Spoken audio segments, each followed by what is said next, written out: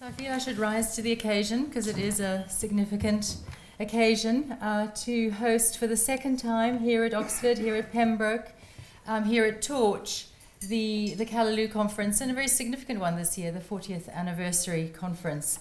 It's an incredible privilege and opportunity in these really fraught and heavy times for discussions of race and anti-racism.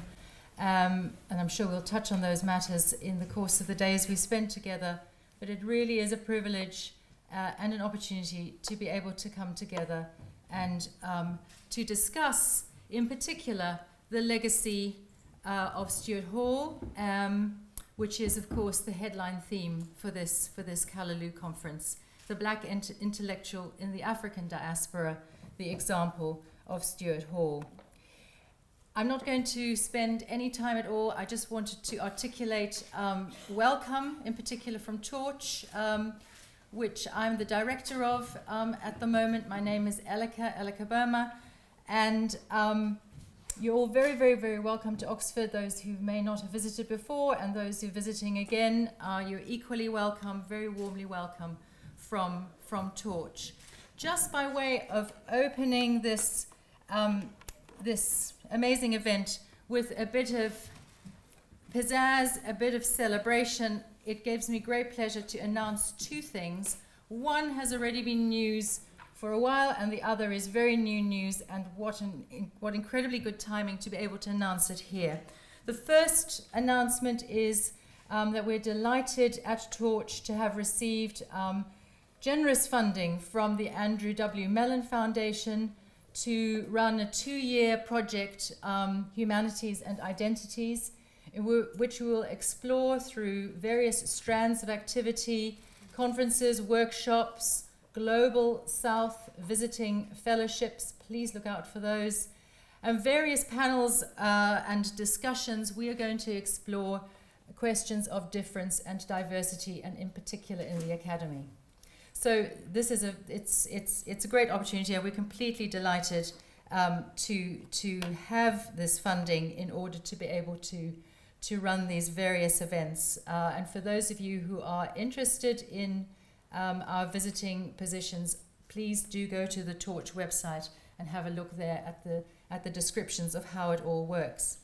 The second thing I wanted to announce, and this is really new news, and this is the celebratory pizzazz, is that as of this coming application cycle, Oxford University, but in particular Merton College, Stuart Hall's college, and Torch, together with the Stuart Hall Foundation, are launching a the Stuart Hall Doctoral Studentship, which will run 2017 to 2020. And just so that I stay on message, I'm just going to read from the announcement.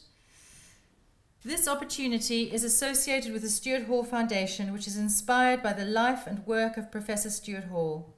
The Stuart Hall Foundation seeks to support new generations of creative thinkers to challenge the status quo and provoke original thinking, debate, and research, illuminating connections between politics, culture, and society.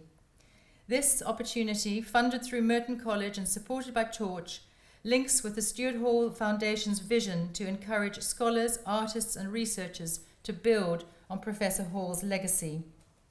We welcome applications from candidates in any faculty in the humanities and candidates with particular research interests in Professor Hall's areas of expertise are encouraged, including cultural theory, criticism and reception, race, ethnicity and identity, and the politics of diasporic experience.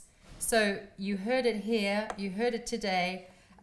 We're so delighted, and this studentship brings together precisely some of the energies and forces that we're looking at and that we're celebrating here through the Callaloo conference. So with great pleasure, I'd like to open the event.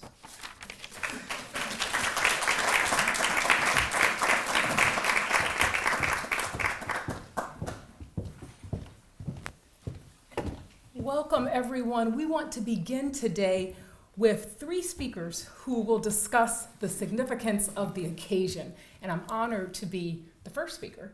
I'm Margot Crawford. I'm a professor of English at Cornell University. And I want to start as I think about the significance of the occasion, this 40th anniversary of Callaloo, and these difficult times, I want to begin by thinking about Lucille Clifton and her words about Callaloo.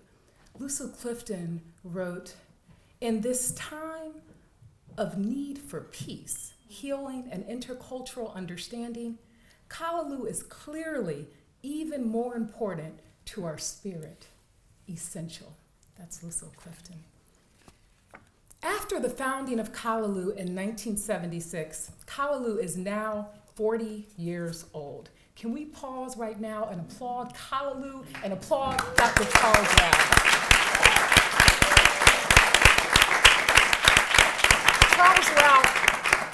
Charles Rao, as editor of Callaloo, has shaped it into the most acclaimed journal of Black diasporic literature and culture.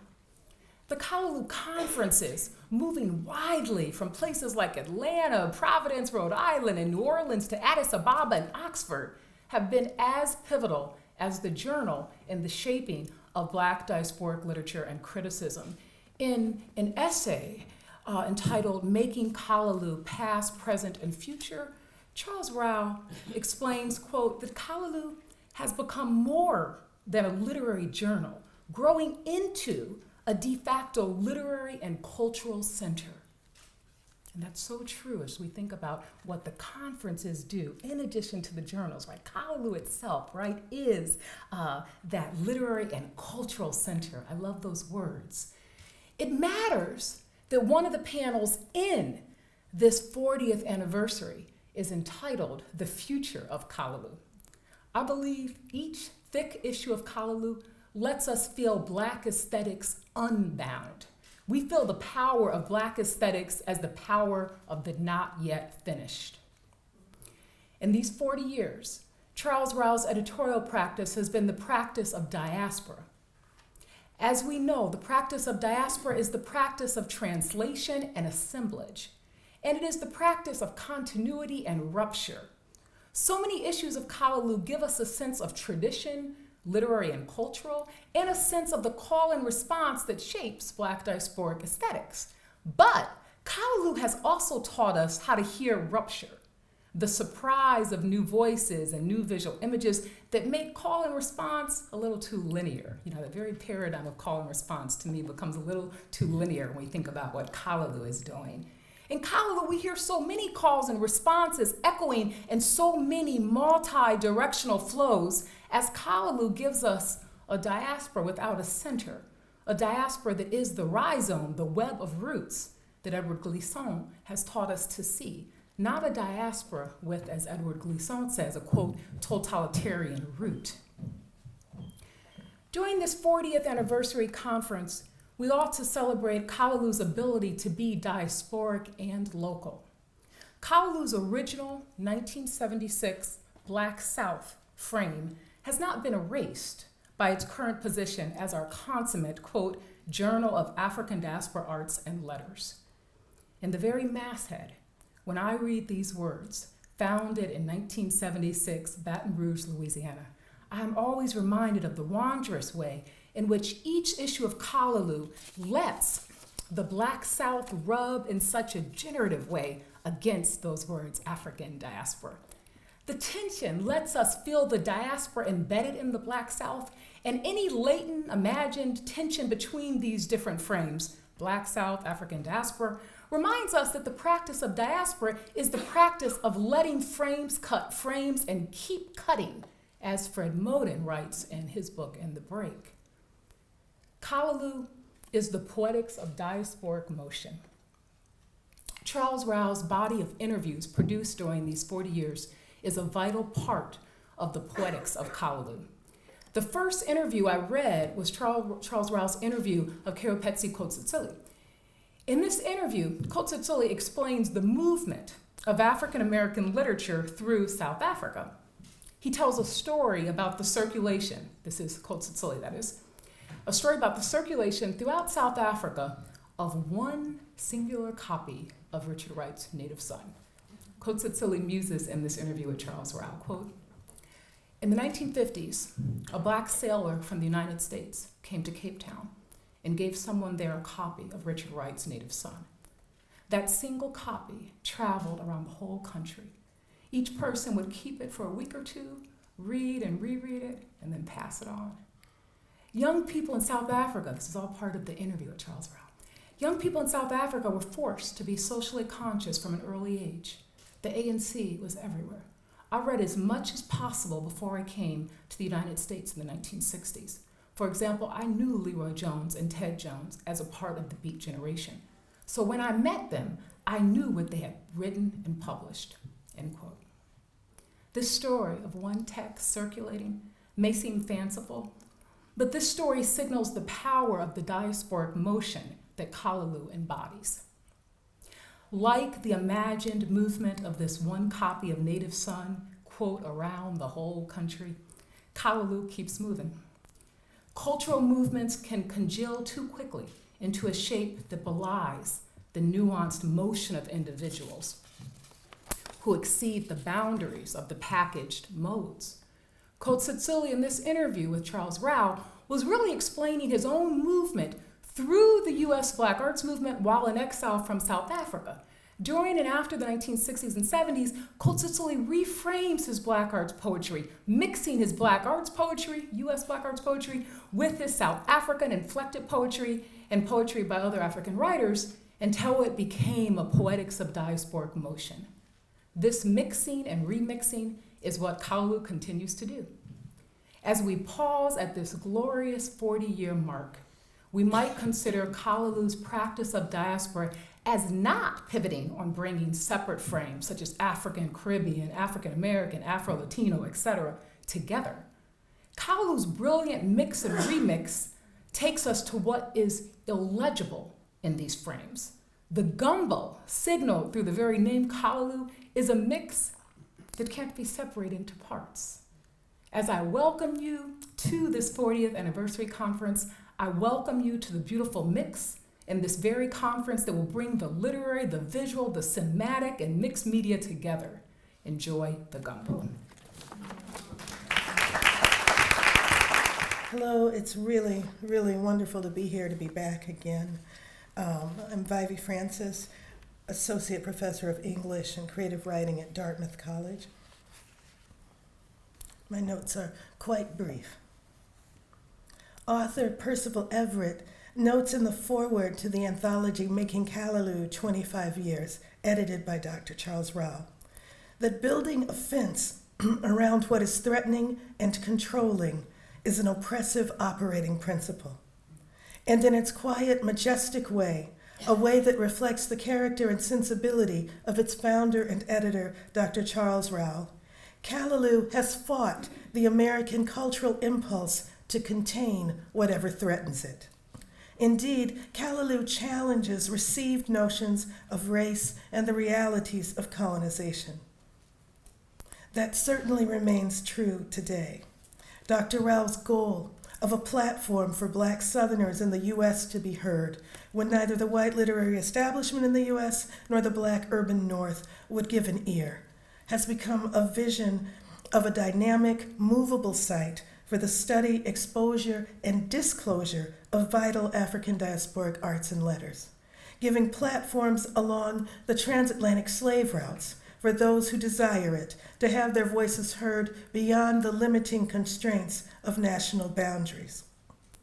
In New York recently, as we celebrated Callaloo, its history and its productions, as well as its future, we were reminded that not hundreds, but over 2,000 writers and artists from the U.S. and beyond have been introduced into their respective fields by Callaloo. So where better to have this discussion, these panels and readings, roundtables, to celebrate the opening of public examination of 40 years of Callaloo. Where better than this complicated and laudable primary site of Western culture, of empire, of policy, of rigor and mastery, of imagination and inspiration, that has to one extent or another shaped all of us, and as such we are bound not only by history but by lineage to place and to each other as well as to Oxford. And in the swirl and roil of blacknesses, of cultures, what better time for this exchange, What better moment to reach across borders than this time when countries across the West are tucking in? The writer, the artist, the scholar, we live outside of these constraints. We think outside of such constraints. We create outside of constraints. If there was ever a more important time since Callaloo's conception 40 years ago for Callaloo to be in production and in the world, it is now. Callaloo for 40 years has continued to grow and live out its expansive, humane, cooperative, and inclusive ethos, while not compromising its commitment to giving a platform to much of the best scholarship and creative work coming from the African diaspora and in conversation with the African diaspora. Every decade, Callaloo grows to meet the needs of an ever-protean body, embracing our breadth of communities and providing a template for a remarkably productive exchange that does not privilege the scholar or the creative, but makes room for both. This is a unique template that is ripe for consideration in academies across the globe, gutting the creative from their departments and demanding that the creatives take on the scholar's robe in order to be given their due. Callaloo provides a model in its texts, workshops, and conferences of how, over time, inclusion will always trump exclusion. That Dr. Rao has shared his vision, that he has allowed us to help it grow and succeed, speaks to his visible power. Dr. Rao, reclusive as you may be, you are no invisible man. The evidence of your works, of your commitment, and of your mettle moves across the world in our thousands of poems and stories and canvases and papers and interviews. You have necessarily defamiliarized us by reintroducing us and demanding we give each other a proper viewing. We are learning each other's names, not forcing our names upon each other. The significance of this event is just by being here, by crossing the Atlantic, by invitation and by will, we here in this audience speak back to those who would deny the power of our arts and letters. Let the ripple of the great sea of peoples once silenced, now speaking in many tongues, writing, create not only for our own lives, but for all of our lives. And let it continue. Thank you. Good evening. My name is Laron P. Brooks. I'm an assistant professor of Africana Studies at Lehman College, former student of Bobby Francis as a Callaloo poet fellow, and Charles Rao devotee. I'd like to begin my first thanking Dr. Rao for organizing this amazing event, as well as for the invitation to provide a few remarks on its significance. Dr. Rao's voice has been one of the most important in American literature, in world literature, for what will soon be a half century. And his confidence, his fire lives in the hearts of so many of us gathered here today. Thank you, Dr. Rao, and thank you, Callaloo. I'd like to begin my remarks on the significance of Callaloo, the journal, and the workshops in Providence, Barbados, and here, Oxford, with a brief discussion of Dr. Rao's own words from his seminal essay, Callaloo, a Journal of Necessity. To recall the founding of or origins of Callaloo is first and foremost to speak of necessity. As it was then and remains so today, the necessity of inventing and providing a site from which a marginalized group of people, as literary poets, fiction writers, creative nonfiction writers, and countless other artists and intellectuals may freely speak. As I have written and spoken many times, Callaloo is a journal of necessity. In a democracy, a people's right to develop their artistic talents and their right to be allowed access to forums for their literary voices are as necessary as their right to vote or assemble peacefully and speak freely. In the American South, we African Americans were being denied through state-sanctioned laws and through pernicious forms of economic deprivations. Those, as well as countless other necessary rights, were denied. We were, in fact, denied access to the very institutions and other venues that we, as a people since the 17th century, had helped to create, develop, and maintain. Such was the norm in the Deep South until I published the first issue of Callaloo in 1976. In fact, Callaloo was and remains a response to those desperate, arresting circumstances throughout the African diaspora, especially those in the American South. The conception, founding, and development of Callaloo are my response to violations of human and civil rights. This necessity, this right to voice, public and private. In the Alabama of Dr. Raoul's youth, black people and white people could not be born in the same hospital or be buried in the same graveyard. They could not feast together in the same restaurant or starve or be beaten in the same jail cell. And of course, public libraries were as segregated as the literary forums and journals which proposed to express the best of American literature. In short, the field of American literature was perpetuating the same lie of black invisibility, of black voicelessness, as was the entirety of our democracy and its legal and social realities. So what then does it mean for a black man born in these circumstances under the shadow of Jim Crow to dream of creating a journal for black literature and to work for that dream to become a reality? That the subtitle of the essay is a journal of necessity then is telling in that it equates creative rights with civil rights. Dr. Raoul's writing is precise, direct, uncompromising, and lit with an urgency, a fire which in its own poetics does not waste time, air, wind, or breath. The essay is a form of literary protest, providing us with a blueprint for how black literature is in fact the truest democratic vision.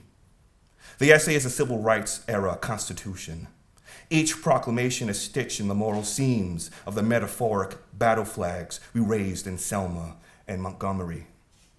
In 1976, Charles Raoul was already a citizen of the world to come. I can picture Dr. Raoul as a young professor in his office at Southern University, pen in hand, a few rose bushes eyeing him curiously through a window as he worked, a cup of black coffee on his desk, hot as a Baton Rouge morning. I can picture him mid-sentence writing a grant or on the telephone arranging meetings that would provide the necessary finances for the journal's second issue.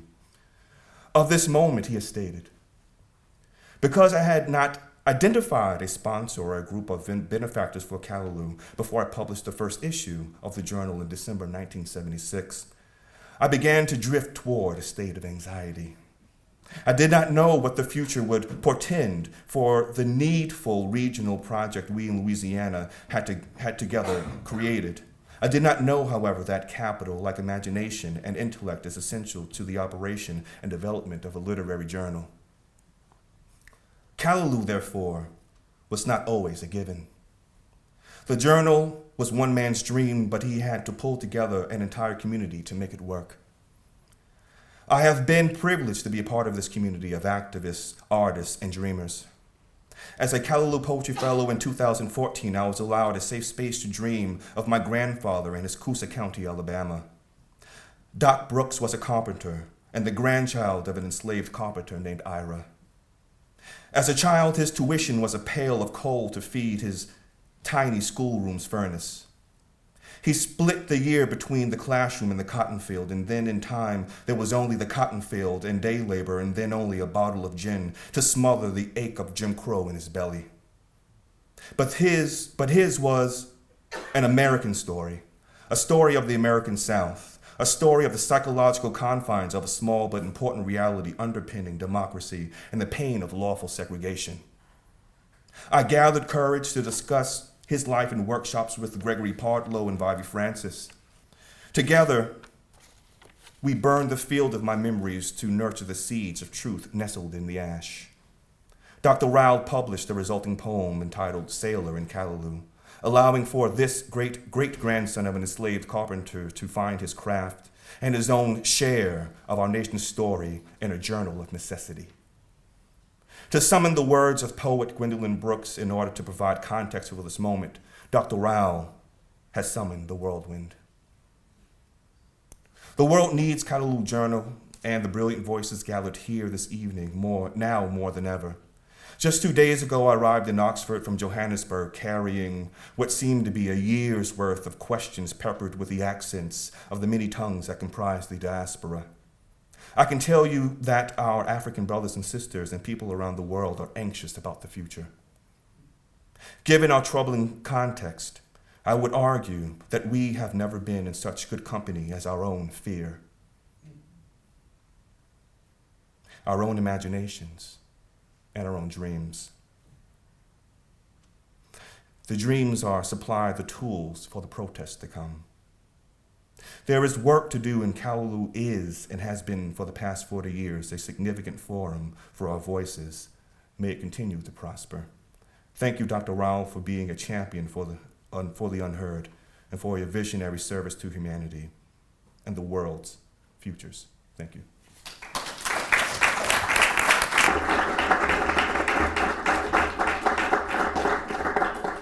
So we'll now move to the first panel and the first speaker.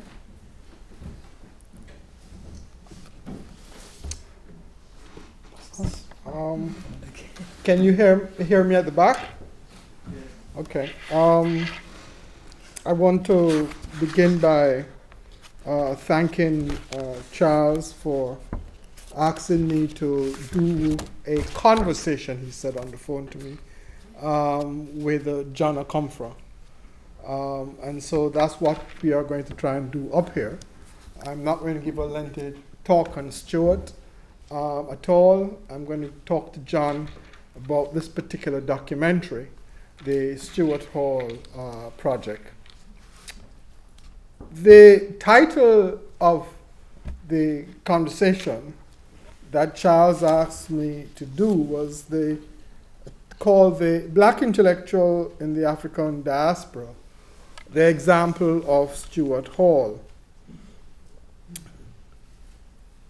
John Akomfra is a noted filmmaker who has directed several films from the time he did Black Audio Collective to his fairly recent company called Smoking Dogs Films. Some of the films include The Last Angel of History, a riff off Walter Benjamin's Angel of History, a film on Afrofuturism, Hansworth's Song, 7 Songs for Malcolm X, and the remarkable 9 Muses. Over the last years, as he began to develop his artistic sensibility and his artistic work, there was a certain quality, in my view, which has emerged, but one which was there before when he was working with Black Audio. In Black Audio, the films that they did had at their core the archive. That if you looked at these films, Hansworth songs and so on, you would begin to see a way in which the archive was used as a montage to tell a certain kind of story. That the archive was what I like to call the real, in him developing a certain kind of cinematic way to tell the story of Black lives, particularly in this country. In the last couple of years, however, as a director, what he has done, in my view, is that he has created a certain kind of cinematic grammar in which the visual is like an elongated sign, one delicately fine-tuned with a certain kind of what Stephen Alexis, the Haitian writer, would call a certain kind of marvelous realism. But it is still about the real, at the core. If you take, for example, 9 Muses, in which the core is the story of migration, but the telling of the story, the how of the story, creates a kind of distinctive artistic sensibility, one in which a new cinematic grammar is being worked out. Perhaps this cinematic grammar may be connected to what Arthur Jaffe calls BVI, that is, Black Visual Intonation. If Black Visual Intonation, writes Greg Tate, and all of these, what is fascinating to me is that all these 3 black men are very deep friends and spend time talking to each other and working with each other. If black visual intonation, Greg Tace writes, and here I quote Greg, is a cinema that replicates the power and alienation of black music, end of quote, then in my view, Okomforo's work has the power of a suspended rail. Not just the power of the black music, but a power of a suspended rail, a marvelous assemblage and a tableau of sounds of color which evokes and provokes. I think this is crucial because to think about his work, this particular work, the Stuart Hall Project, Revolution, Politics, Culture, and the New Left, and also not just to think but to experience the unfinished conversations, which I did at Goldsmiths last year when there was a thing for Stuart Hall. And I would just say I sat down in that place for about 2-3 hours, unable to move, watching it repeatedly, trying to understand what was being evoked and why I was being provoked in seeing this really remarkable three-screen installation. To think about that is to grapple with, in my view, with assemblages which are both provoke and which therefore evoke. And so I want to welcome John to Callaloo in conversation. Welcome, John.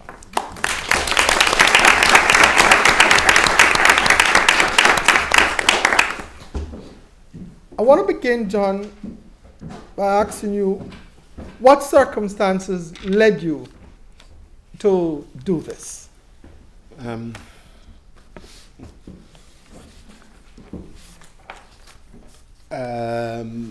Tony, that's really quite a remarkable introduction. I'm a bit stumped.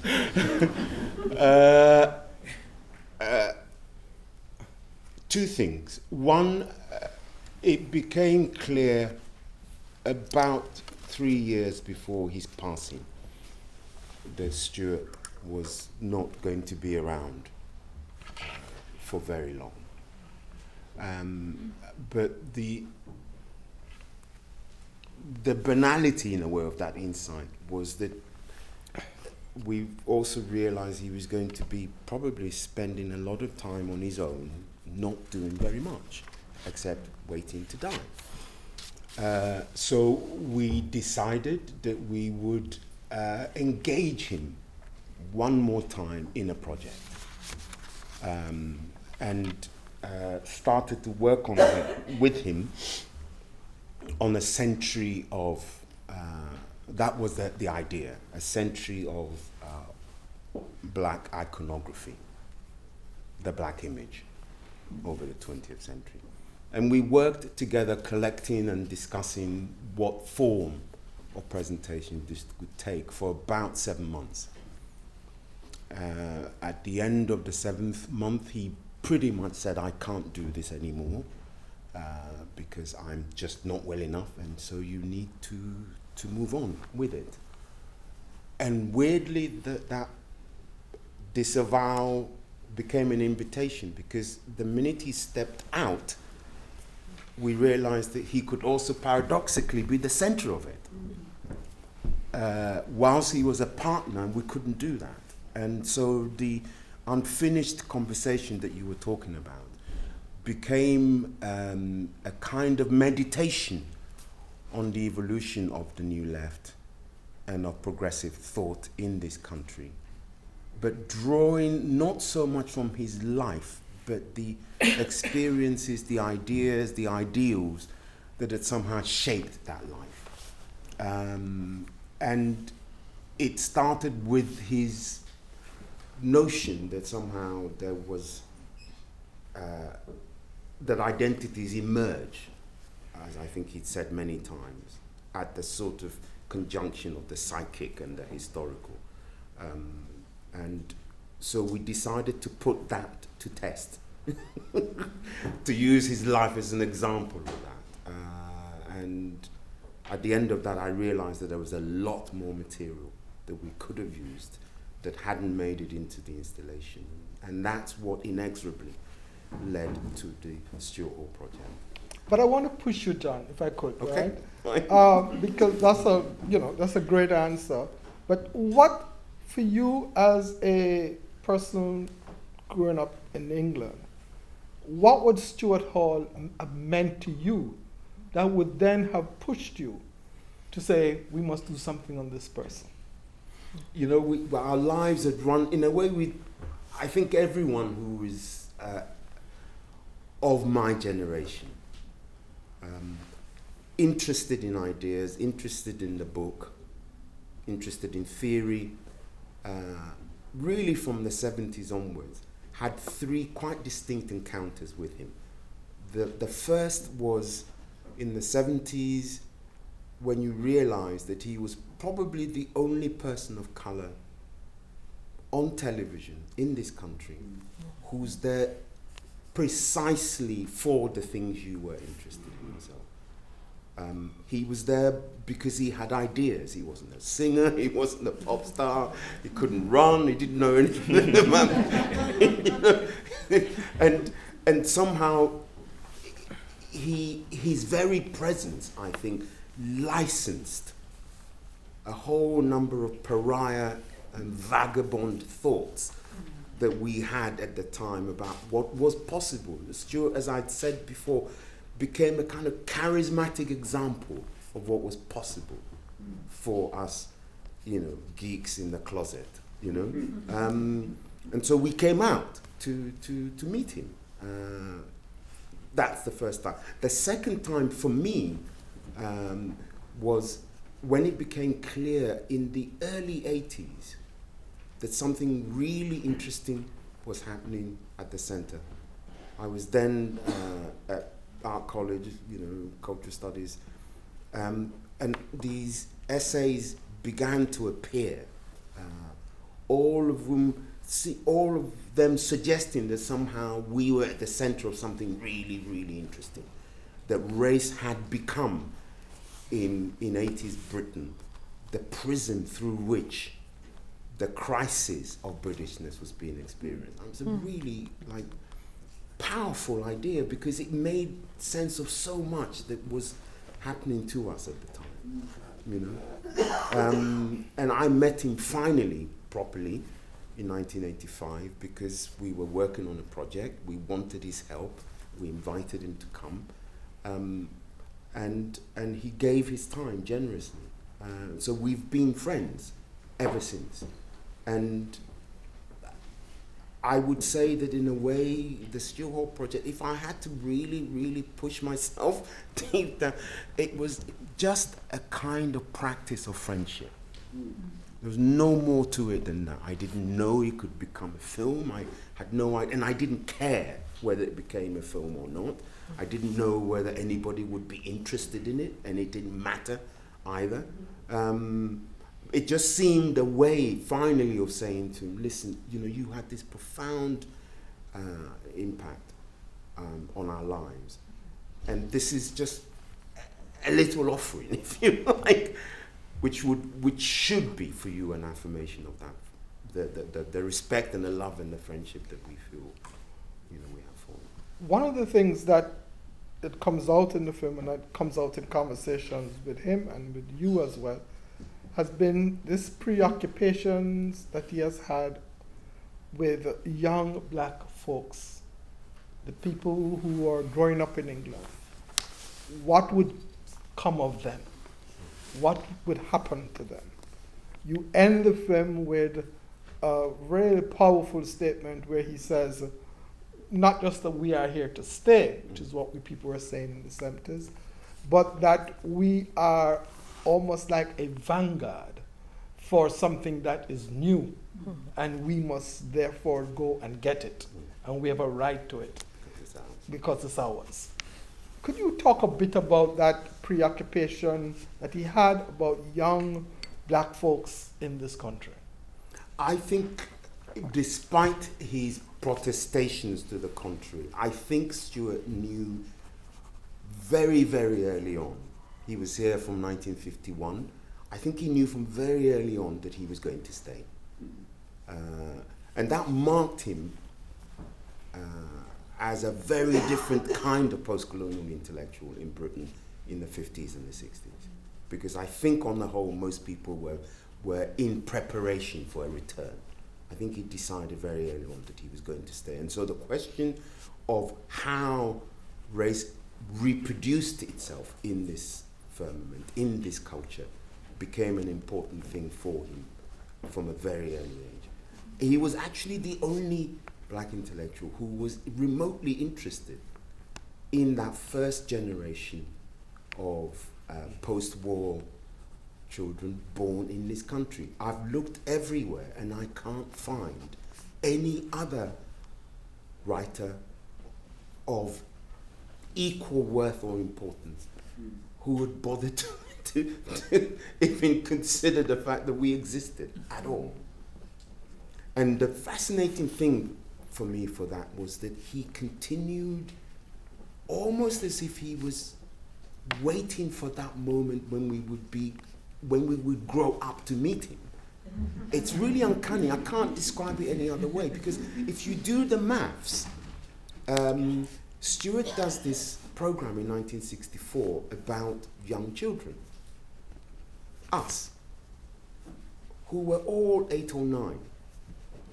And if you do the maths, it's exactly that same age group that he initiated the research that became the book Police in the Crisis around, because Police in the Crisis, for those of you who know, was about the moral panic in this country of mugging. And the kids, the black kids, they were obsessed with these official discourses, panics were obsessed with, were then all 16, 17, 18. In fact, most of the people sentenced to these long prison terms at the time were that age. That's the same group. And it's the same group that he writes so extensively about, then in their 20s, in the very early 80s, when he started to do the work on new ethnicities. So there's this kind of uncanny symmetry in the way in which his thoughts seem to track our evolution, almost as if there was an expectation of an encounter with us at the later stage. And I yes, I'm, of course, sort of, being fanciful, but I don't think it's entirely coincidence. I don't think it's entirely fanciful on my part either. I think he was genuinely interested in how,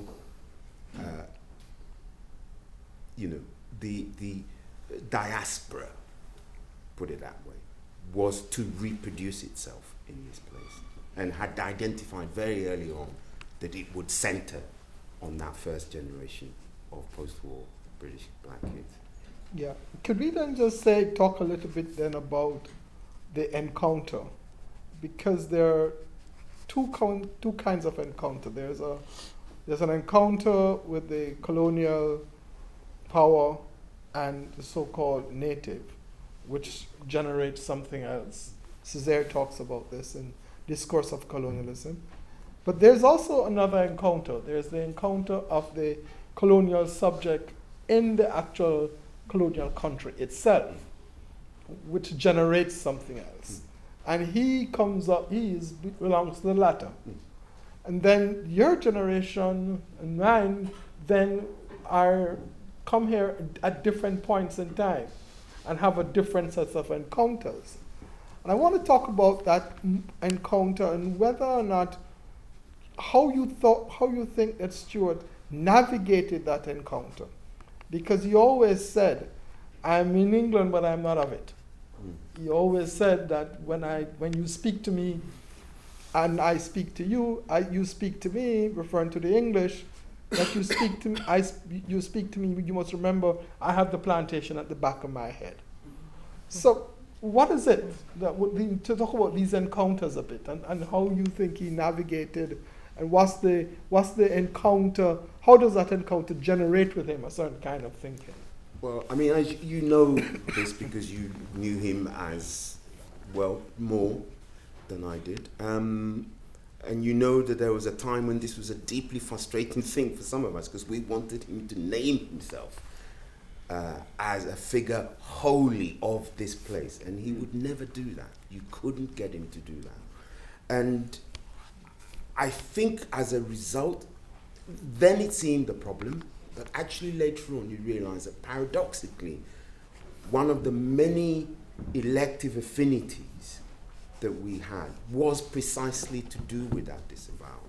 See, I think Stuart, well, I mean, I don't think, I know, because he says it, was always in flight from certain very obvious markers of identity. You know, he refused to be wholly Jamaican for reasons that he talks very movingly and eloquently about in the book. And that narrative of flight, not necessarily from self, but from a certain naming of self, bears uncanny resemblance, I would say, to our flight. Because it seemed to me that the 76 generation, you know, to grow up in Britain in the 70s was in a way to be engaged in this dramaturgy of the doppelganger. You know, you seemed to be stalked by this double. And one spent a long time trying to disavow this double, this shameful, hideous thing that went around mugging old ladies and, you know, killing policemen and all of this. And at some point, you know, you have this moment, mirror moment, when you look and you realize that you are the figure they're talking about, you know. And I think at that point the flight stops. And there's a moment in which, weirdly, we stopped when he stopped. You know, the work on Thatcherism seemed to me to be uniquely about saying, okay, this is it. I'm definitely, emphatically not going anywhere. I'm going to try and get my head around this thing and what its components are. And of course, that's exactly the same moment that you get all these, the beginnings, the outflow, the sort of outpouring of sentiment, ideas, books, films, etc., from my generation saying, we're black and British. Yeah, exactly the same moment. So we were sort of weirdly made for each other. So, I mean, things annoy me occasionally so much that you just think, man, you're lucky you're not next to me right now, because otherwise I'm going to jail. You know, Perry Anderson publishes this stupid fucking article in New Left Review a couple of months ago, in which he says Stuart didn't have a tribe. I'm like, what the fuck are you talking about? Excuse my French. Sorry, John, didn't have a what? Didn't have a, you know, unlike Leclau and all these people, Stuart didn't have a movement. I'm like, dude, you have no idea what you're talking about. He more than had a movement, he had a generation. That's more than a movement. He had the whole lot of us. We, you know, when you read him, you kind of knew instinctively, even when you couldn't figure out what he was saying. You know, he was talking about you. I mean, it was just the most uncanny thing. We literally, you know, soaked him up. Because you knew what he was trying to say, applied instinctively to your condition. I can't describe it in any other way. And I've read everybody. You know, we started these black reading groups in the late 60s, early 70s, went through everybody. North American, here, Africa, we went through everybody. You know, I've made films across the world on Malcolm, on Dr. King, you know, everybody. But this guy, when he spoke, when he wrote and you read it, you felt like he was talking about you instantly. And I never got that from anyone. Everyone else, it was an effort. You know, Fanon, one chapter in Black Skin, White Man, you got that with. Everything was real hard work. You had to work to understand what he was saying. Never did with Stuart. I don't know why. But that is the fact. That is the truth. And so, sorry, I better stop. No, go on. I feel like I'm making a fool. No, John, you're not. You're not. And I want to ask you about flight and the relationship of nostalgia to flight. And I want to talk about Miles Davis. and the tracks of Davis's LP, which become the soundtrack for the entire biopic, but also seems to be Stewart's soundtracks for his own life. And he talk to me a little bit about that, and how did you all come to that, and how did you all choose some of those tracks, which I've listened to again and again? I mean, every time you went to see him, it's clear that he was very, very deeply into jazz. I wouldn't necessarily have said Miles, because everyone was there, Coltrane, Monk. More Monk, weirdly enough, thinking back now, than one would have thought. Well, why choose Miles then? But I heard this interview that he did when he said, as he was growing up, Miles Davis put his finger on his soul. And I thought, wow, what a great phrase. And so the idea was to see how many different Miles albums could evoke this fingering of a soul, And the more I thought about it, the more I realized actually both Miles and Stewart were very similar. There's a weird sense in which they were both people with very unique tones. I mean, you never, I've listened to everything Miles ever recorded, including all the bootlegs over the years. I love Miles, so, that's... and the tone never changed.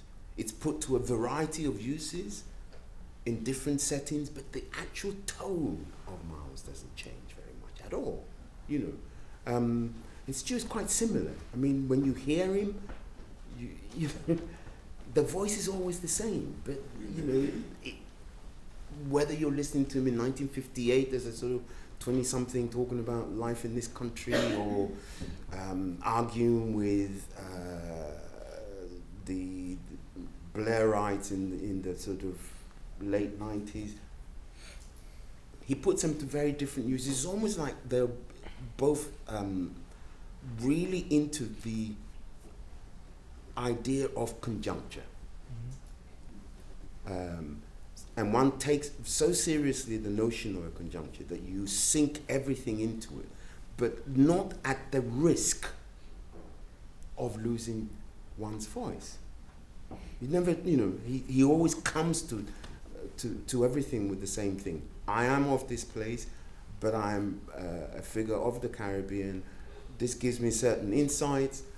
It's by no means the most complete portrait of me, because I'm also a figure of the left, and I'm interested in Marx and Althusser and Gramsci. All of these things will come to bear because they're me. But the combinations, the recombinant form that voice takes always differs, depending on the conditions. Isn't there a thing in Miles, though, which is kind of nostalgia, and Stewart makes the point in the biopic that the trumpet, kind of speaks to a certain nostalgia of what cannot be. Or what cannot be. But doesn't Miles' trumpet speak also not to just to a nostalgia of what cannot be, but also what an impossible future might look like? I mean, if you listen to the way in which the trumpet speaks in Time After Time, parts of Bitches Brew. Yeah. But I mean, and therefore, is there something in Miles which Stewart would have picked up, which is not just a question of jazz and nostalgia, but also a way in which Stewart also always has this certain kind of optimism for a now and for a future that may come out of the now. Miles, would listen. I mean, there are people who have all sorts of problems with with the persona of Miles Davis, and I get it, and I understand it, and I agree with a lot of it. But there are areas in which this overlap between these two figures is beautiful to spectate on, because it's almost like how the diaspora is supposed to work. You know, it's this conversation amongst, kindred spirits, without necessarily having the geographical proximity.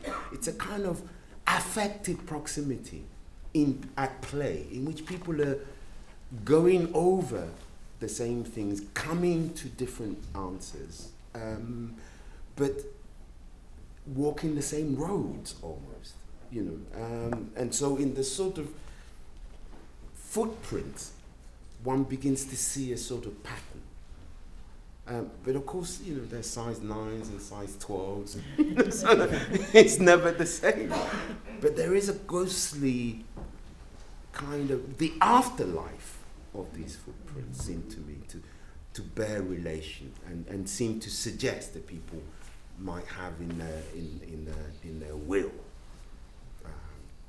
an attempt to try and answer the same questions. It never is, as I said, a different feeling on this. And I just like that. I like the fact that one could place in the same frame, Miles trying to come to terms with what 68 means in the same moment as Stuart is also trying to figure out, in the same moment, in the same frame. It just seemed like an experiment worth pursuing. That you have people who don't share. Well, certainly in the case of Miles, because he probably had never heard of Stuart, but Stuart almost certainly knew who he was and had followed his evolution. And I don't think the reason he says Miles put his finger on his soul is simply for the early Miles of his childhood. I think he kept listening to the example of Miles's journey, sonic journeys, and seeing something in it that he thought might be of value. Okay, let's go back to the documentary. Have we not run out of time? I thought we ran out of time. Not yet, John, not yet. And the way in which you in which you situate the various the chapters of the documentary, from colony to post-colony, Freedom Road, Spectres of Difference, New Voices, Public Intellectuals, Marginal Multicultural Selves, and then the coming of the hyphen, the wind of feminism, and then the neoliberal problem space. One could almost read that, those subheadings, as a kind of mapping of Stuart's life. He comes here as a colonial in the early 50s, and then, he passes, at a moment of the neoliberal, the neoliberal moment that we are now in. And his last works, some of his last works have to do with neoliberalism, his work in soundings, neoliberalism, and trying to grapple with it. And so the form is a kind of biopic, but you can read the chapters as you go along. But there is something else at work, and I want you to talk a little bit about the experimentation that you were doing. Even though one can see the form as just, okay, this is a biopic that will take us from cradle to grave, sort of thing. I mean, the easiest way, I suppose, is to give you an example. I finished a year after that a film on the stories that created the March on Washington for the BBC and PBS. I'd sworn I wouldn't go back to television, but this is something I'd sworn I would do as well when the anniversary came up, which is to affirm how important that moment in '63 meant across the black world. And so we did it. Now there, what one is doing is trying to find people who would directly bear witness to an unfolding drama, which is going to lead elsewhere. The Stuart Hall project is a slightly different proposition in the sense that there is no, that would defeat the purpose, because what we're trying to do is to issue a provocation, which is to say to you, if I start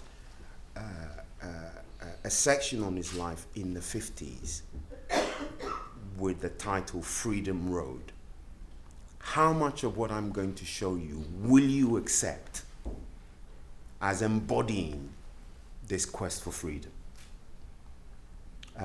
But it's also a challenge. It's setting yourself a challenge in advance of doing something, because you're saying, okay, thematically, we are going to, it's free jazz. Thematically, these are the chords, and we're going to play these chords and see with these images and see where it leads.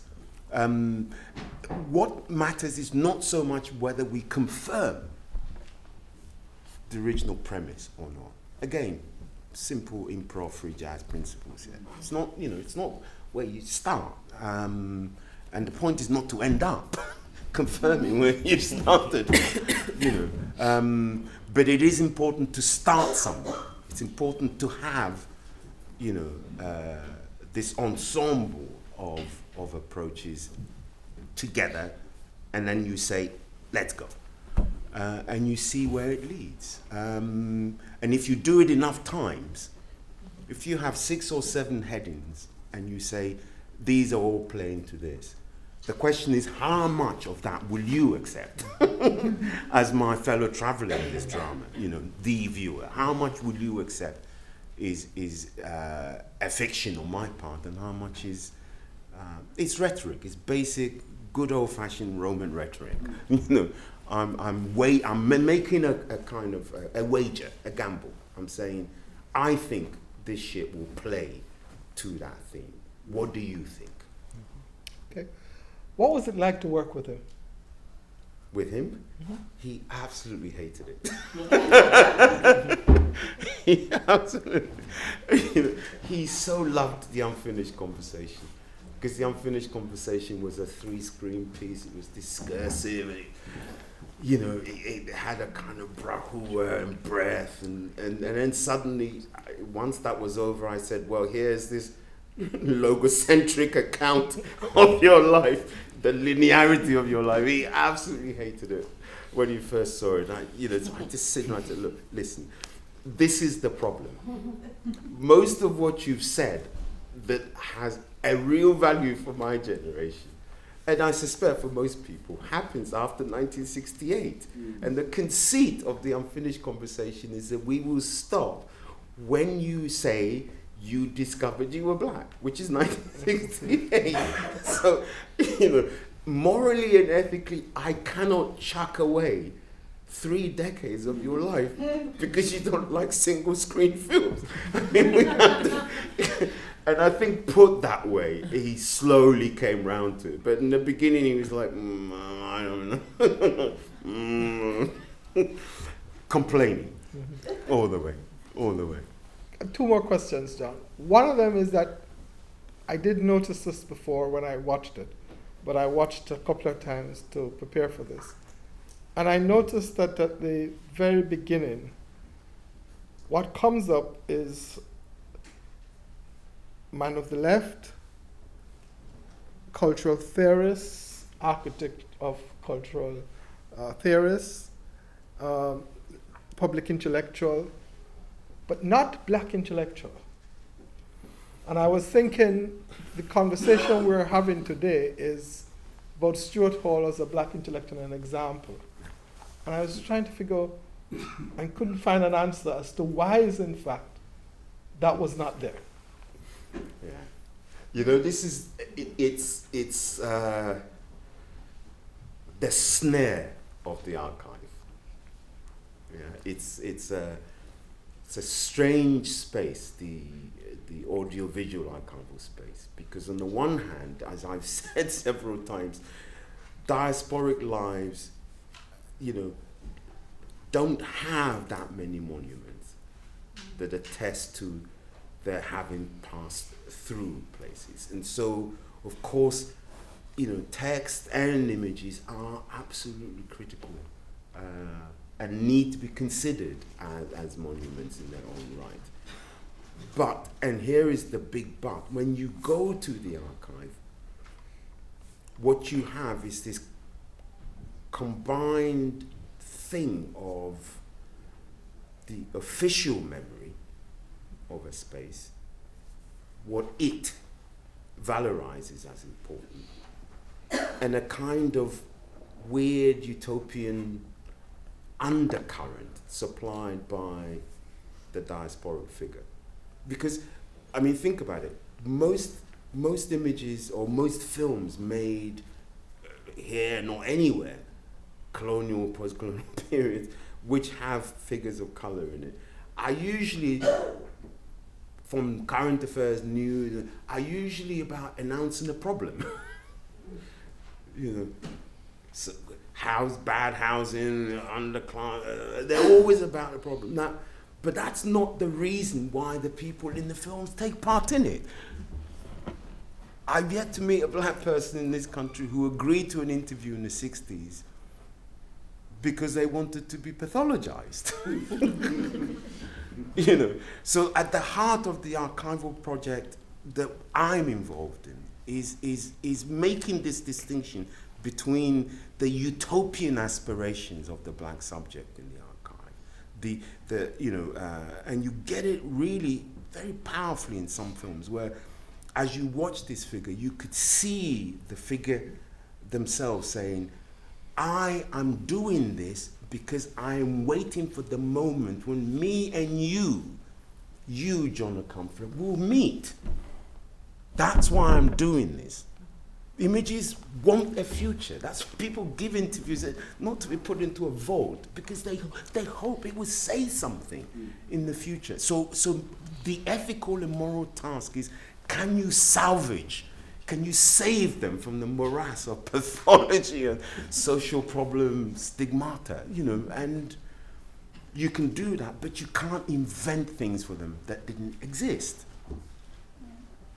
in that way. I can't make someone say black intellectual.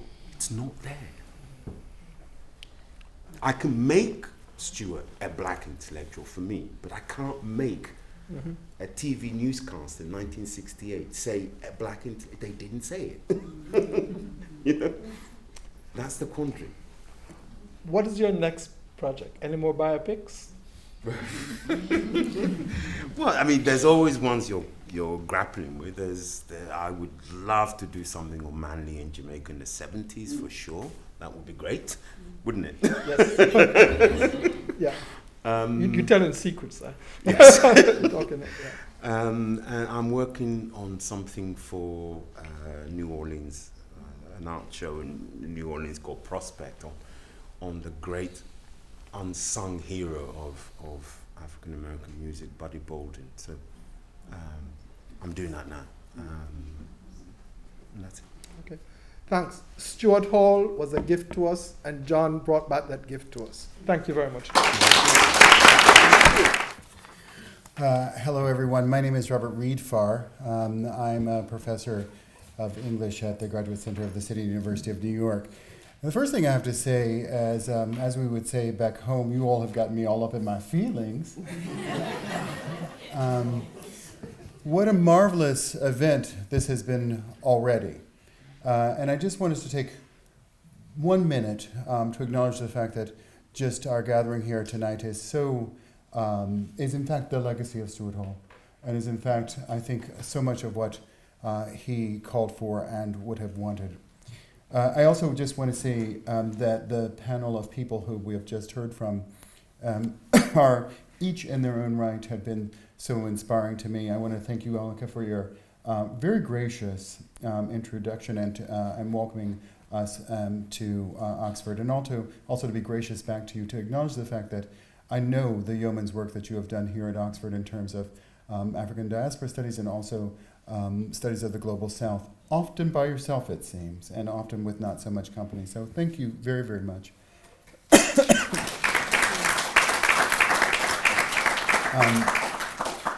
Margot, Vive, and Laurent just tore things up, right? They just tore it out.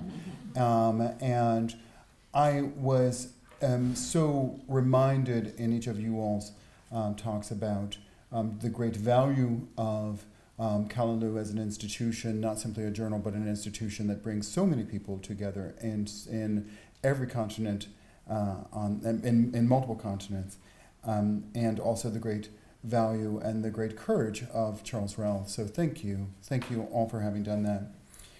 And then I just wanted to say to Anthony Boggs and John Akamfra that the two of you have really been inspirations to me for the entirety of my adult life, no joke, and that I am, when I write something that is, when I occasionally write something that is smart or pretty, and especially when I write something that is a pain in somebody's ass, it actually has to, you all bear the fault for that. So I thank you for doing that. And thank you all all of you for the great work that you continue to do. Now, the way that we're going to go on is we're going to have 3 respondents, and I'm going to moderate it. Apparently, when you want to have someone to keep time and make sure that things go smoothly, you get a black southerner because we're all good at that. And 3 remarkable individuals will be responding to John and Anthony's conversation.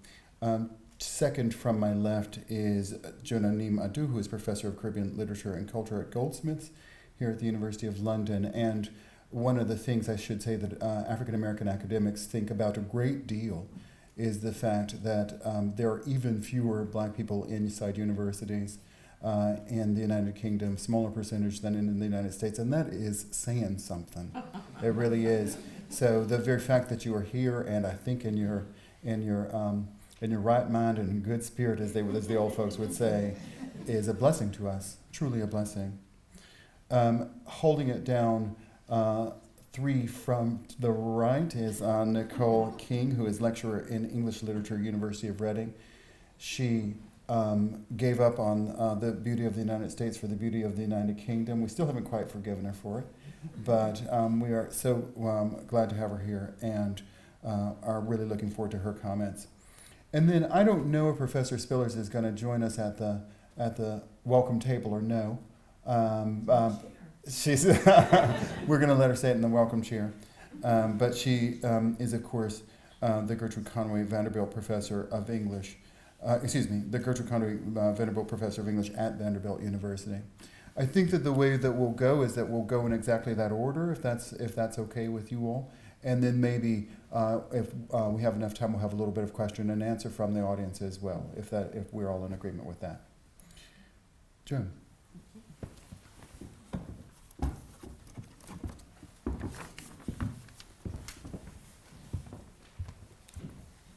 Thank you.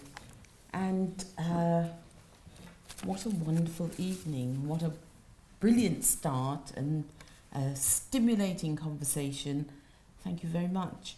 And I really would like to take the opportunity to offer my warmest thanks really to John Akamfra for the tremendously valuable contribution that the Stuart Hall project represents.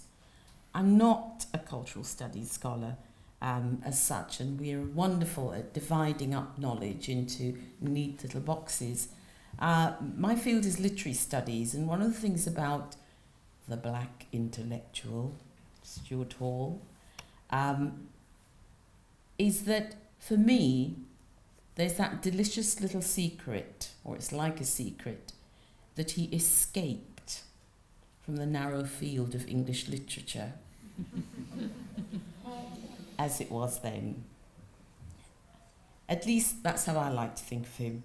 Stuart Hall, the one who got away from what was surely a scholarly straitjacket in the 1950s. While Hall's great escape is an open secret, of course, it's tempting to wonder about the great things that one might do, especially if you're black and an academic in the UK, precisely by breaking such chains, but enough of that. Most excitingly, some of us, literary scholars in the UK, have been able to reclaim Hall for many reasons, not the least because the work to which he devoted a lifetime, which we refer today as the Stuart Hall Project, has made it possible to shift the scholarly field itself.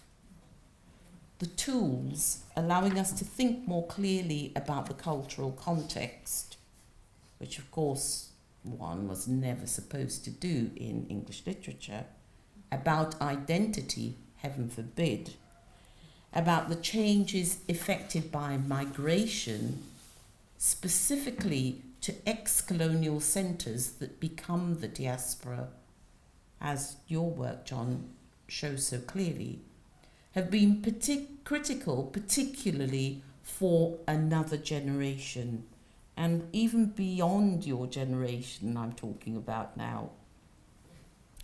So certainly within my experience as a literature student here in Britain, the focus of discussion was seldom identity or diaspora or Caribbean literature. Black British literature was hardly a gleam in any literary scholar's eye. However, in at least one university in the UK, my own, we're delighted that we're able to examine the literary texts that have arisen from the kind of experience that Hall expounds upon so profoundly. Some of us have had Caribbean literature on the university curriculum for a couple of decades. The question of the significance of the notion of diaspora to Caribbean writing and criticism, most of which is produced and consumed outside of the region, is one that I would argue, until the influence of Stuart Hall's work, did not trouble Atlantic or literary discourse enough.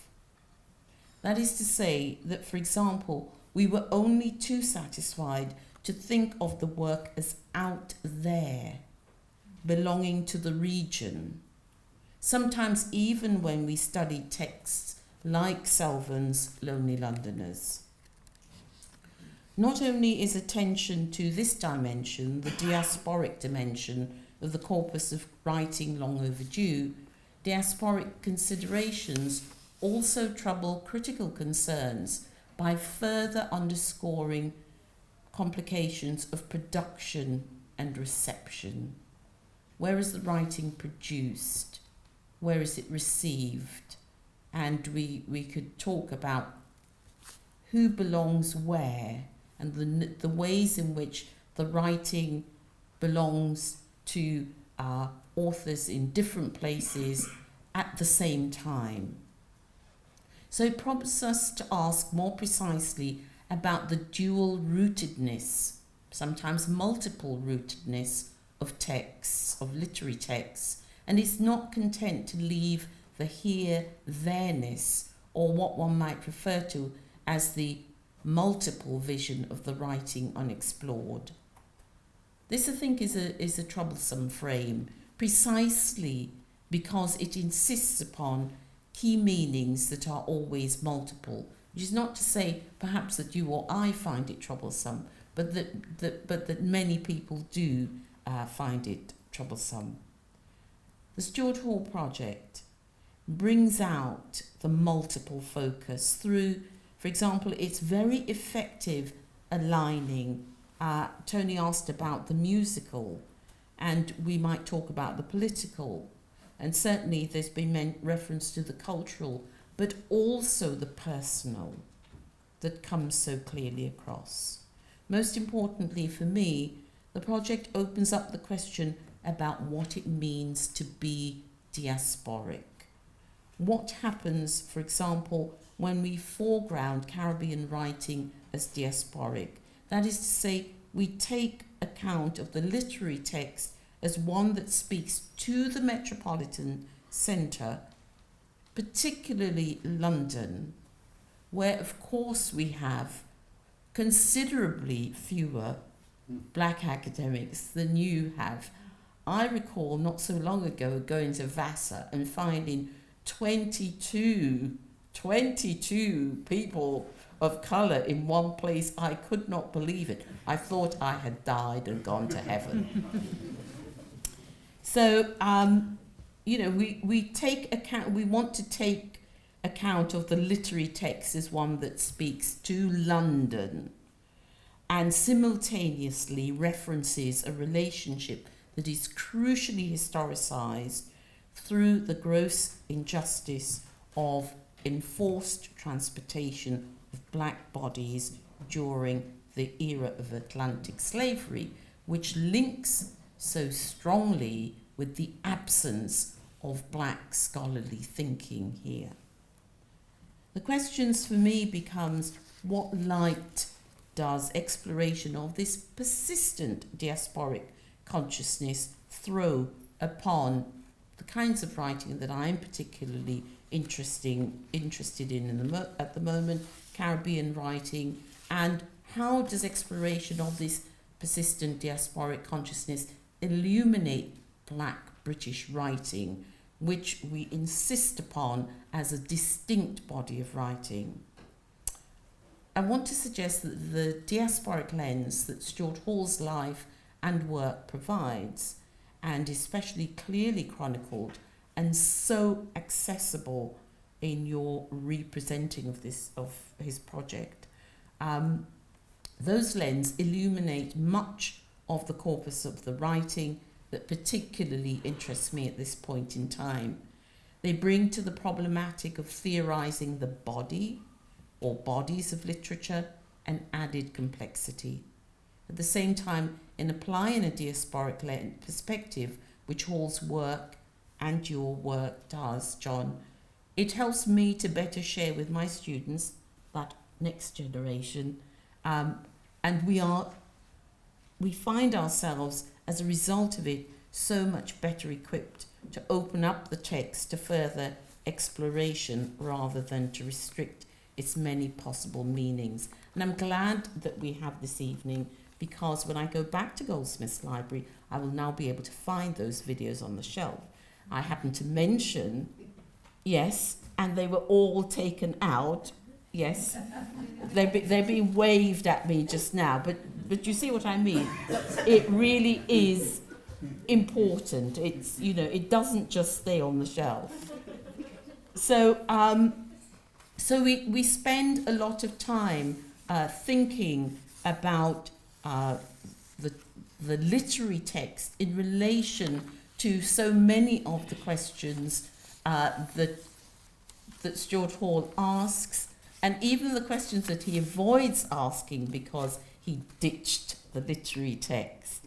But he suggests that diaspora identities are those which are constantly producing and reproducing themselves anew through transformation and difference.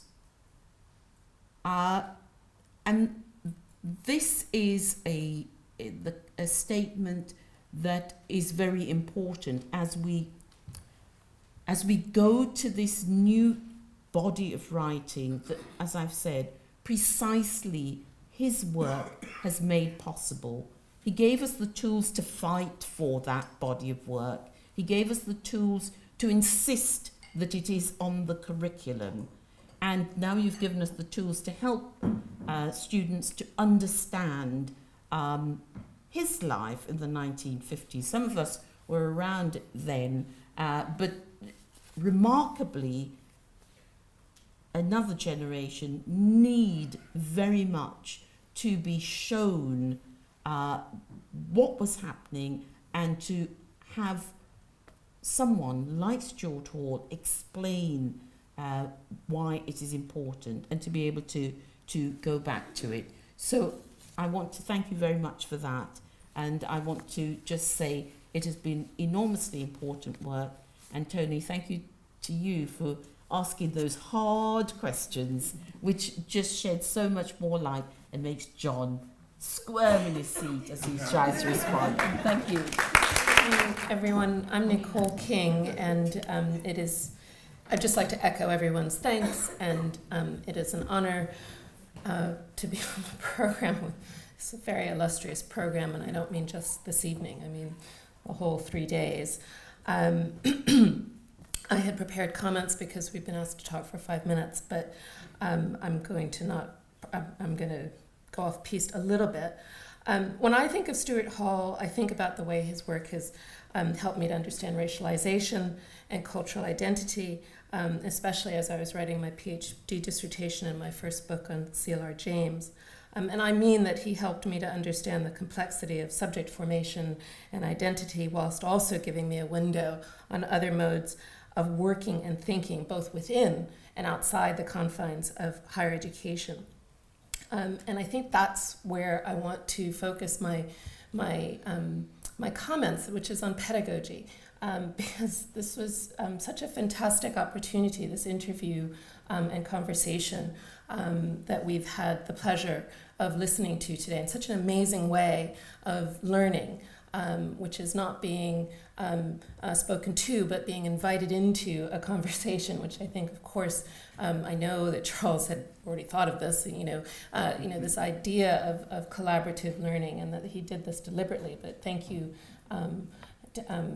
both, Tony and John, for that. I did have to think of something that I had wanted to say, and something I felt I could contribute to tonight's conversation.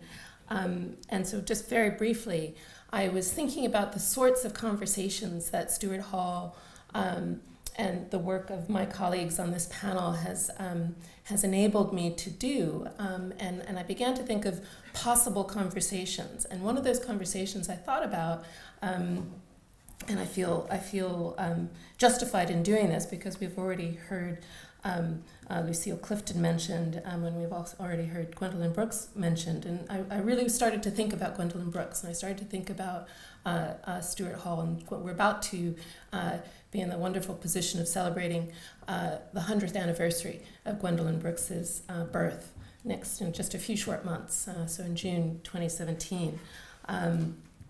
And so that makes her just about, I think, 15 years older than Stuart Hall.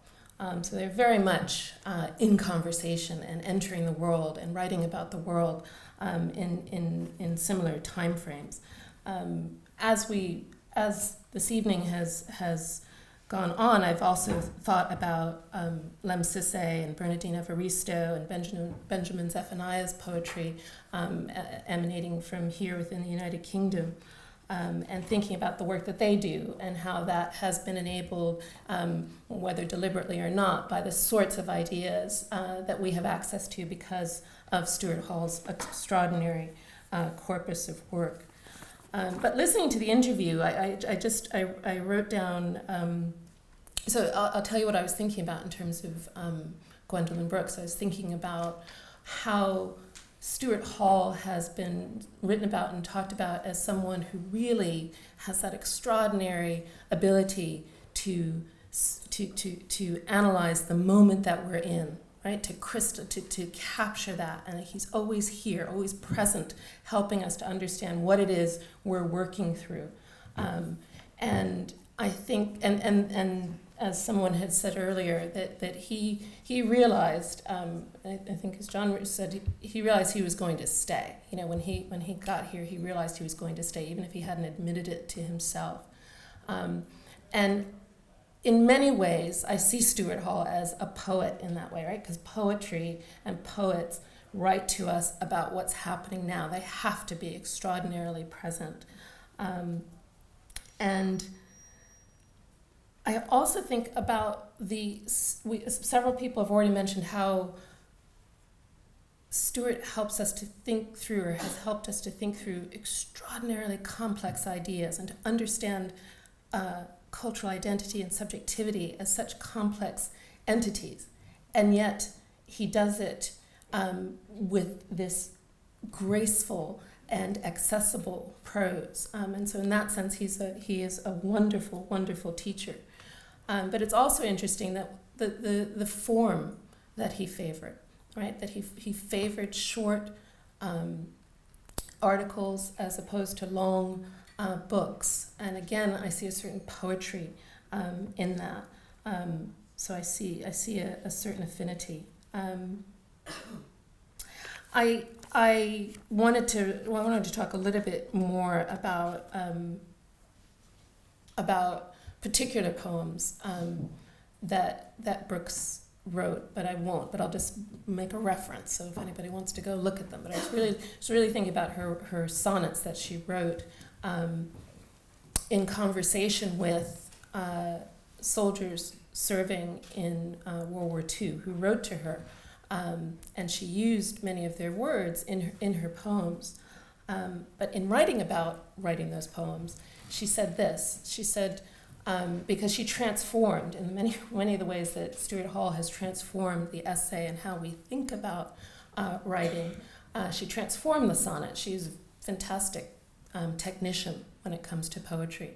But in that moment, when she was really helping us to rethink masculinity, rethink various discourses of blackness at mid-century, she chose an off-rhyme scheme for her sonnets. And when she was asked about this, why did you do this, Ms. Brooks?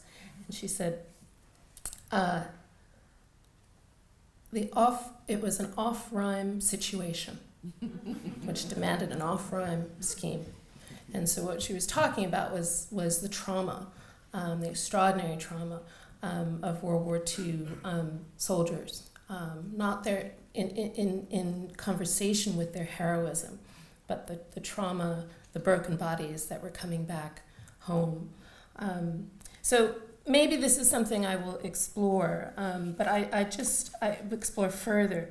But there were so many parallels, and I guess what I was thinking about was how when we're thinking about Stuart Hall's legacy, when we have this extraordinary film, when we have this corpus of work from Stuart Hall himself, not only what is the next generation going to do, but how can we and how will we use Stuart Hall's work and Stuart Hall's example to look back and to create other conversations with other of our extraordinary poets and thinkers and teachers. So thank you. And it will explain why I'm looking hobbled. This is the first trip that I have taken since June, and this occasion was so important to me that I decided that I had to get here despite the fact that after a foot operation in July, I'm learning how to walk again, right? So I've been on my feet again for maybe 2 or 3 months. So if I look like the old lady of fairy tales and dreams, which I'm fast becoming, it's because it's true. And I am very glad to be here. So I want to start by congratulating Charles Rowell for 40 years of commitment to an idea, and for providing us with numerous occasions that make Callaloo a celebration, that make it a living project rather than a museum of effects. It is a project like sometimes happens when we are lucky. It appears when we need it. As Kenneth Burke put it in one of his texts, it is one of those things that appears and appeared when we needed a strategy, when we needed a word for something. Callaloo appears. We find ourselves in a circumstance, in a moment, in a crux that is not unlike that one in which Callaloo appeared, that one in which Stuart Hall appeared, and so many others that I consider a part of my repertoire of the heroic, those names and deeds that keep me thinking and going and growing.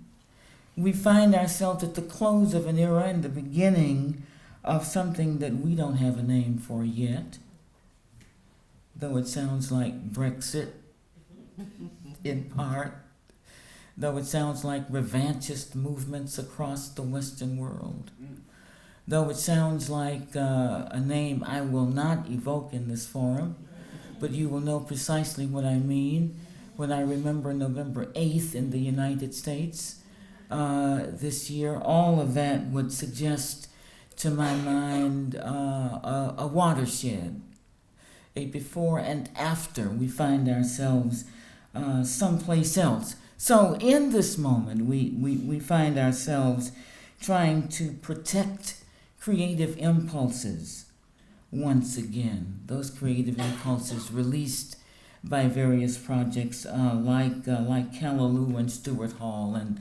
John Comfra, among others, as well as Miles Davis. I will also just put in that I crossed the Atlantic last night in a very short flight, 5 or 6 hours. Bang! I was in Heathrow, out of Newark, and a lot of that time I spent dreaming that I was going to see John Comfra's film again. That's what I thought. I thought, well, surely they're not going to have Tony and John talk about the film if we don't see the film.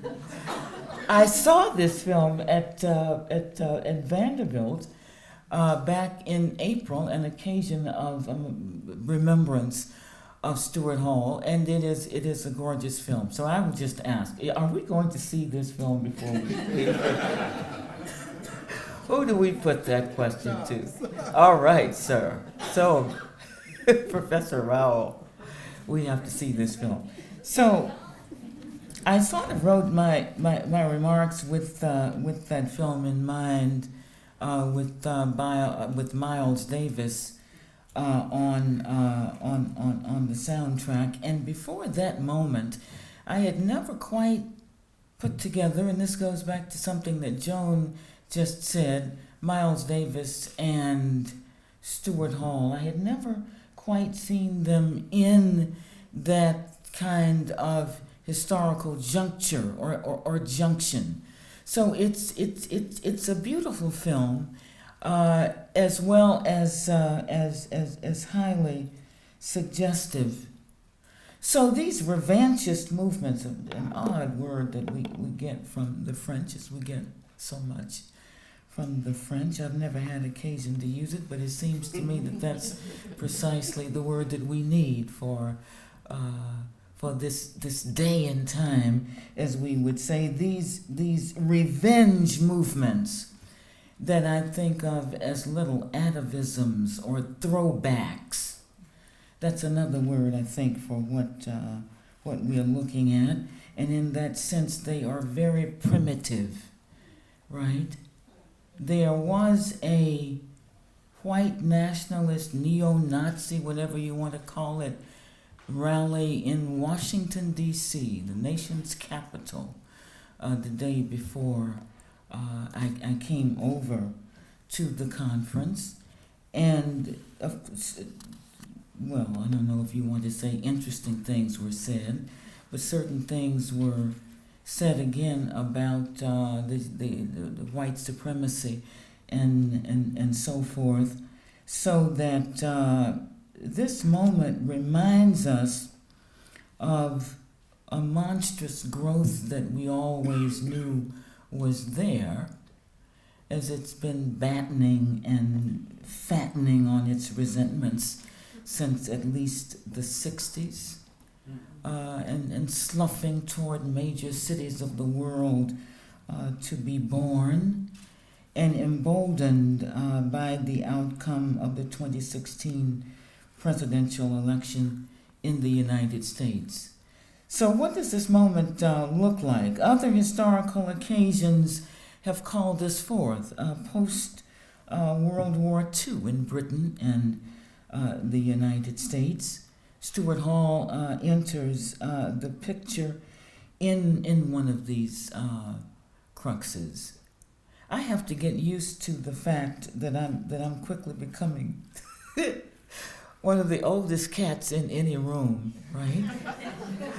I'm remembering 1968. I lived briefly in London, about 6 months of 1969. And it was a period of very great ferment. And I was just thinking how young John Akamfra must be if he was only 8 or 9 years old in 1968. I remember 1968 as a grown person, right? So I was just thinking, my goodness. So, okay. I remember the Caribbean artists movement.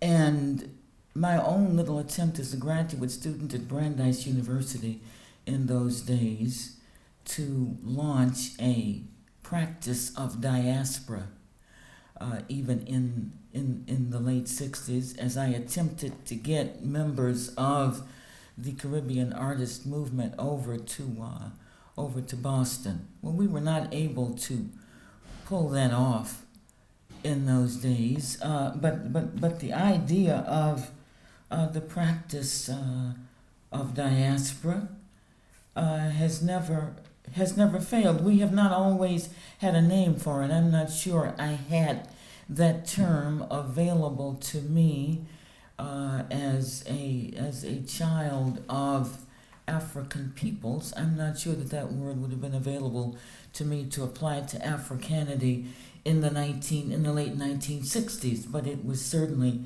an idea that we had in mind. So I find out years later that I might have actually met Stuart Hall in the late 60s through the Caribbean artists movement that used to meet in Earl's Court. And if I'm not mistaken, I might have seen C.L.R. James, perhaps, right before he passed, at Monday meetings. I was in London. I was supposed to marry a Jamaican engineer. My parents thought I was on an academic leave at Oxford. Anyway, I did, well, I didn't get married. I returned, at least not to that person. Returned to graduate school at Brandeis and lived the rest of my life at that point.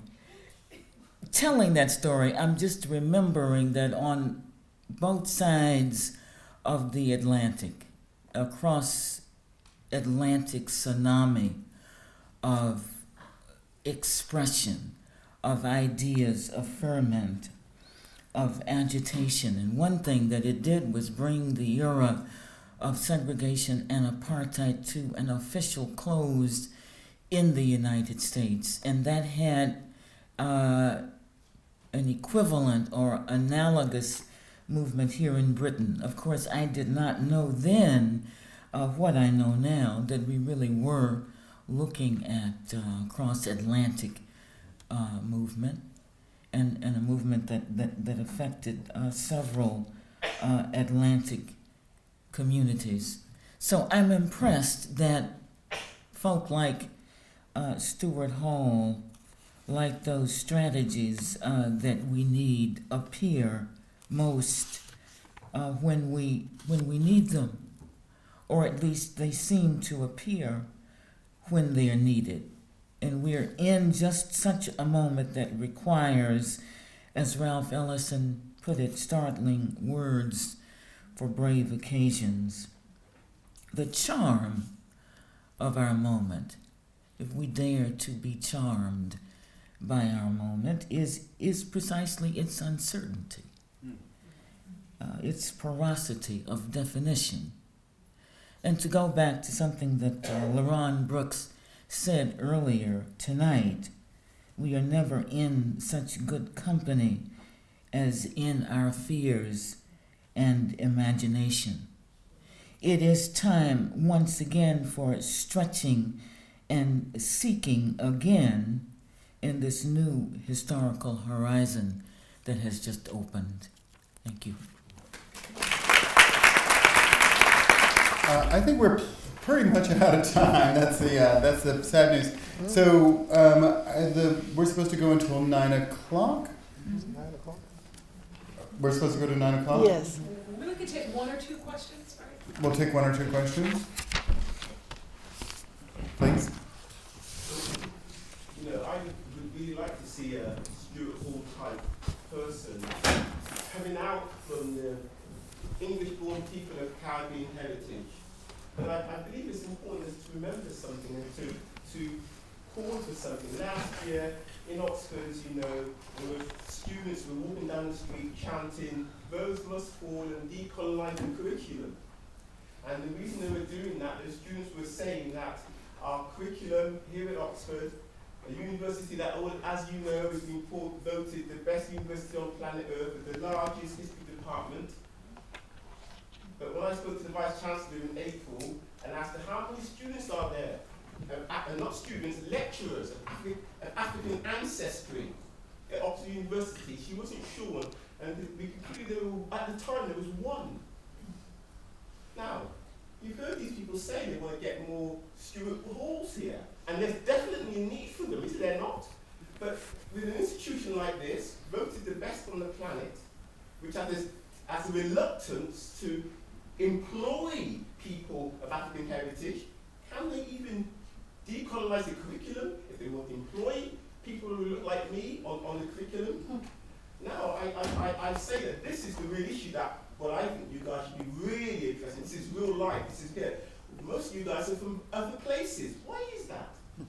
Why is that most of you people are from the United States? I know that there are people who graduated from Oxford with PhDs and are doing nothing.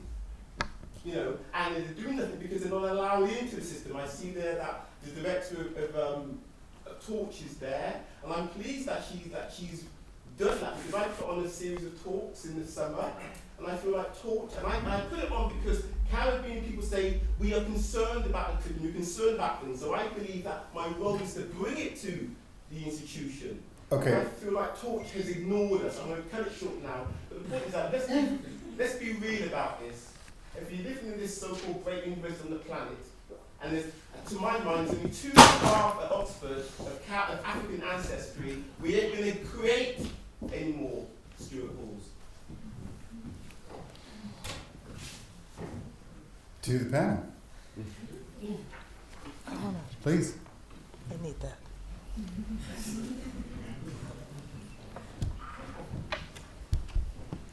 I applaud you for bringing, can you hear me? I need help. Just shout. Well, I'm not going to, did that do it? Okay, I'm not going to shout. My voice is too soft and I've been ill, so I'm not going to shout. But I want to really applaud you for bringing that up. And I say that because I work at a university in the U.S. where this is a primary issue. It has a rough reputation around representation, you know, of people of the African diaspora in particular, right? And as a matter of fact, the Chronicle of Higher Learning, there was just an article about it concerning my own university where I work, right?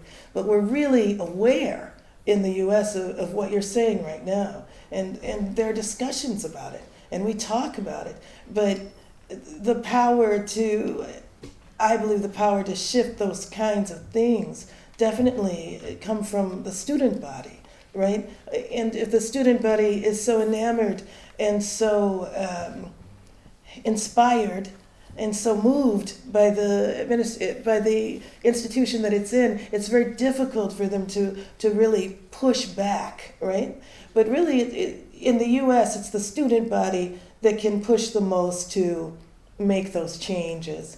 But at my university, it's quite a varied student body, but the faculty does not represent the student body, right? So is it possible to shift the curricula without that movement inside of the faculty? Possibly, maybe some, but never enough. So there really does have to be a shift in that direction. Not that I'm telling anyone what to do, but are there enough professors of a certain status here in the UK of the African diaspora? No, there's not. And so I don't want you to think that we're not aware of that. We are. And the more of us that talk about it and that come together in these kind of forums and keep rippling things, the more that becomes obvious. For me, Callaloo means one thing, most importantly for me right now. And I said this to a friend earlier today. The presence of Callaloo in the U.S. means that the ripple of Black writers, professors, arts, letters cannot be denied, right? It can't be denied. Too many of us have been put into the system. Too many of us are pushing back. So for what it's worth, these are the things we're talking about right now. And you're right, it is real, right? If I didn't have the job I have, would I eat? Would I have insurance? I mean, these things are real. How far can I go? So I'm glad you brought that up. We like to keep it real. We're going to let Nicole and then Elka. Okay, I'm from New York, but I live here and I work at the University of Reading down the road. And I just want to echo Vivek's comments, but also say what is happening, and that there are things that are happening. Not enough is happening, but certainly in terms of diversifying the curriculum. I can't speak to what's happening here at Oxford, but I think it is important to look at a variety of universities in the UK.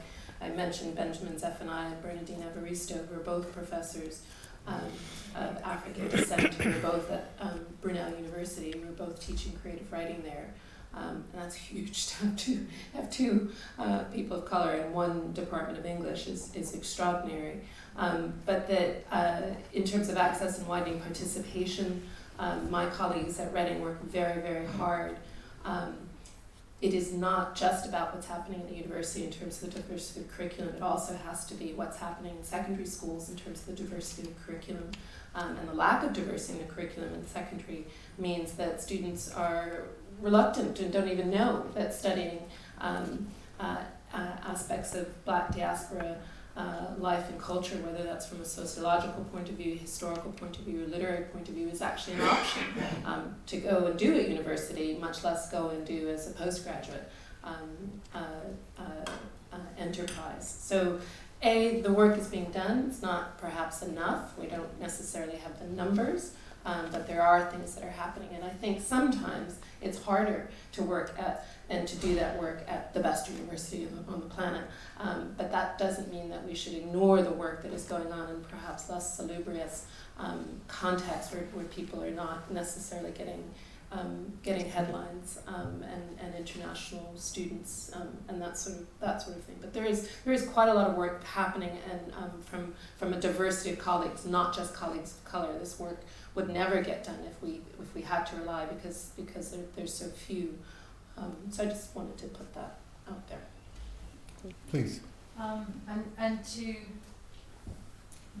just project. To echo what's already been said, and also to thank Archwell very much for his intervention. These are important interventions. To pick up the metaphor of tsunami and the metaphor of ripple and this idea of a rising conversation, a rising tide of conversation, I think it's important from the Oxford point of view to observe that with Rhodes Must Fall and since Rhodes Must Fall, the faculty has been able to put questions on agendas of teaching and learning committees, of research committees that we weren't able to do before. And that has produced, I mean, it's very incremental, and I hate to sound like a gradualist, but it has produced, if we compare 2016 to 2013, it has produced significant changes. We were able to cite Rhodes Must Fall when we went to Andrew Mellon to ask for support for the Global South visiting professorships. When people are appointed to those positions that we've managed to create, we will then be able to diversify the faculty. So that has happened. Today we had an early career workshop looking at the question of race in the academy. That was an important response to some of the questions, the urgent questions raised by Rhodes Must Fall. Earlier this term, there was an extremely significant day conference at All Souls, about the legacy of the Codrington legacy and what All Souls is doing about it. Max Harris, who was one of the organisers, is here in the audience. Again, that was a response to Rhodes Must Fall. There are a number of other things that I could point to, but perhaps I can just finish my list of examples by pointing again to the Stuart Hall studentship that we have now set up and that we invite people who are at that stage to apply to. As I was saying to John just before we began, it would not have been possible to alert Merton College, Stuart Hall's old college where he was extremely unhappy when he was there as a student.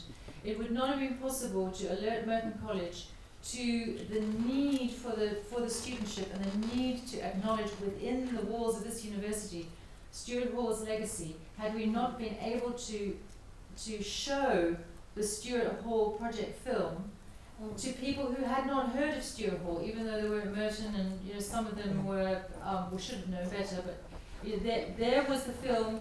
We were able to show it, and as a result of that conversation, we now have this, this amazing endowment. Mm-hmm. Merton College has devoted its funds. It's the college. It's not the university. It's devoted its funds to this 3-year studentship. So it's these, what I'm trying to say is the conversation that Rhodes Must Fall occasioned then produced these responses, these further conversations. It's a ripple effect.